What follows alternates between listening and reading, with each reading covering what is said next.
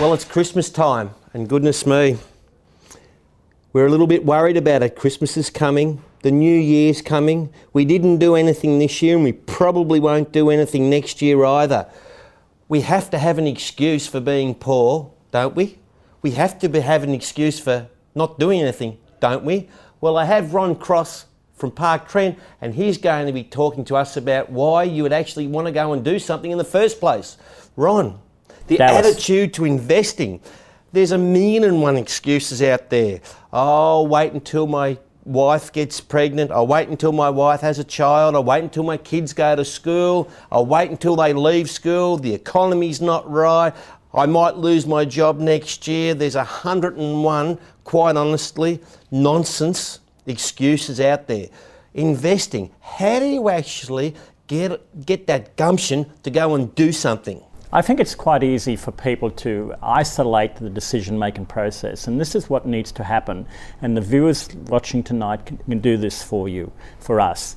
If they say their circumstances going back 10 years are still similar to what they were 10 years ago, haven't improved much. But if they purchased a property 10 years ago from anyone, particularly off ParkTrent, of course, Ron, of course. In the last 10 years, and they sold that property today, they would be sitting on a profit of 100% plus. So they would have bought, 10 years ago, they would have bought a house for 250-odd thousand, that'd now be worth 500-odd thousand. Close to 500,000. So they'd have picked up $250,000. Yes. Would that make a difference to their lifestyle? That's what they need to ask. Certainly it would. In every case it would. In fact, I do conferences, as you know, and up to 100, 200 people in there, and I ask the question, knowing what we know today, if we could go back 10 years to the audience, knowing what we know our properties performed in the last 10 years, go back to 2002, would anyone in the room not have purchased an investment property? And not one person ever said they wouldn't have purchased an investment property. So that sorts it out. The decision needs to be made. What stops people making the decision? In most cases, they're fearful of the debt.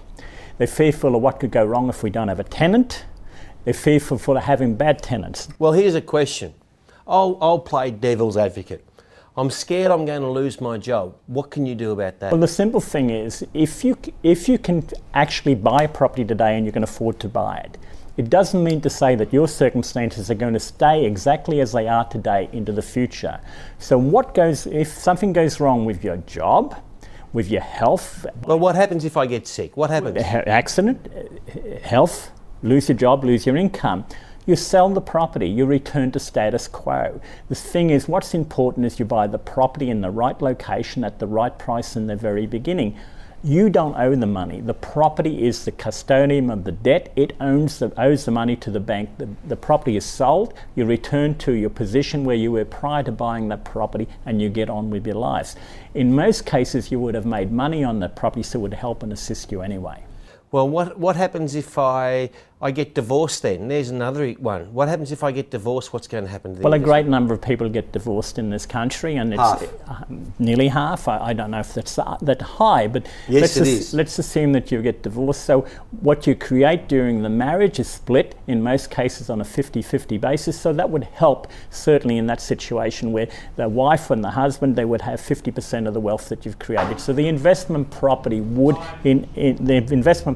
help and assist that settlement process. Well, what happens if I'm 55 years of age and I'm going to retire in 10 years? That's way too old to be getting investment property. Certainly not. The oldest person that I've sold of an investment property was 88 years of age. 88 years of age, isn't that too old? No, certainly not. This gentleman was an active businessman. He had a taxation problem, and we absolutely helped him and assisted him with a taxation minimisation program, and we funded the property over a short-term funding process, and we saved him considerable taxes on the way through. Well, what happens if I'm 21 and I've just got a job? I've just started at university. I'm $55,000 a year and I'm at home with my parents.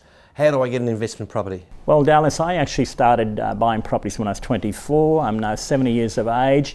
I wish I'd started at 21. I would suggest to that young person on $55,000 living with mum and dad, let's get to talk with mum and dad and himself and show them how they can combine and get him started in investment property. So with their parents, somebody at 21 can look at getting into an investment property? At 18.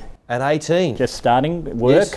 and the parents become involved and get them started in buying an investment property. Can you imagine when they're 40 what that property would be worth 22 years down the road? So what should I be doing for 2013?